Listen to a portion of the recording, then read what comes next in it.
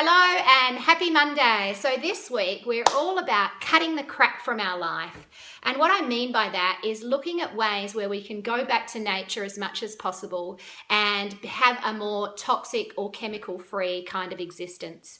And it's one of those topics, if you start to research it and you start to look at the different toxins and the different chemicals in the food that we buy from the supermarkets and the products we use to keep our homes clean, even in the air that we breathe. And oh my goodness, I read a blog on the weekend that said even Wi-Fi is completely destroying our DNA, and microwave ovens and all of that stuff is really bad. And so it's one of those topics that when you start to learn about it, you could freak out and you could get yourself in a panic station and think, oh my God, everything's poisonous.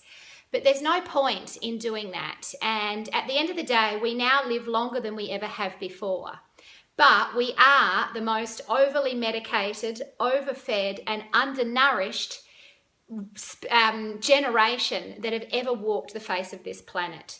So there are ways that we can improve, but it's not about putting a bunch of pressure on ourselves and living in fear or paranoia, but just making a few simple steps to reduce things bit by bit, in the interest of getting our own health back, in the interest of maintaining wonderful health for our family, because I really think, particularly of those of you that are parents, you educate your children more than anything else, including school, around what kind of choices they should be making, about what kind of foods that they will crave, about what kind of values that they will hold throughout life. So as parents, it's important for us to be educated and aware.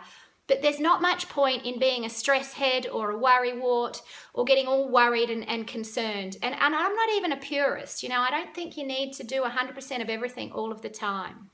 But you know what? If you can just look at a few key ways to reduce the amount of chemicals that you digest or ingest or consume in your life, then not only are you helping you, but you're helping your family and you're helping the environment. So this week's all about that. I'll share with you the 10 things that I focus on in my written blog, and also a couple of tips and tricks around the different products that I use. The first one being an oven cleaner. So over to that. Last week I saw a little recipe on Facebook, and it had a lady peeling oranges, putting them, the skin, the orange, this is actually orange and grapefruit, putting them in a jar and then pouring them with vinegar.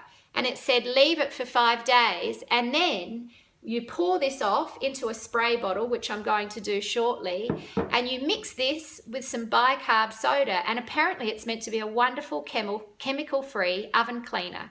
So I'm actually going to strain this off now. I'm going to have a go at my oven down there, and let's see if it actually works, shall we? So I've put the stuff in here, and I sprinkled around the bicarb in the oven and then sprayed it all, and it started fizzing up straight away. And look at all this grease that's coming off.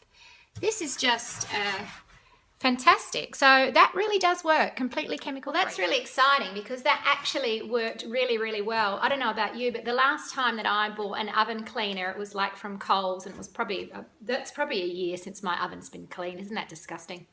But, you buy a $10 thing and they'll usually say wear protective gear, wear a gas mask, wear gloves. I had my fingers and everything rubbing around in the stuff that I'd put in the spray bottle, which was just the vinegar that had soaked with the orange peel and a bit of the bicarb, and that's amazing. And that actually really, really worked, and there was no bad toxic smells, and my oven's really clean and shiny. So that's exciting.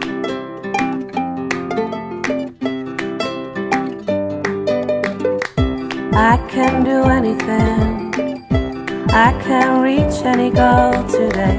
I can do what I want, I can be what I want to be.